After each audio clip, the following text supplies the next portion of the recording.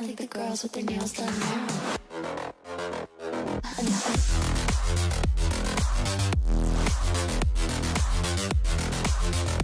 Girls with their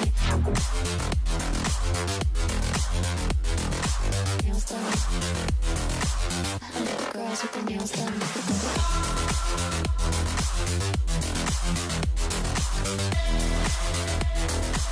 Thank you. I think as a case, it's so sensational and it's very curious. So I think it'll appeal to people everywhere. It's the whole country, and I think genuinely the Hindi-speaking audiences are now tracking all our regional cinema. So it gives me great pride that we could present it in Hindi. So we've taken great care to dub it. I've dubbed it myself. So I'm hoping everybody watches it and enjoys the film. Thank you so much.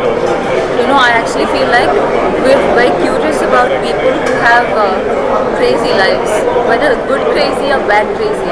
I think it's a universal story. So even though it's a film originally made in Malayalam, I feel like it has resonance with multiple languages, any language in the world. Okay.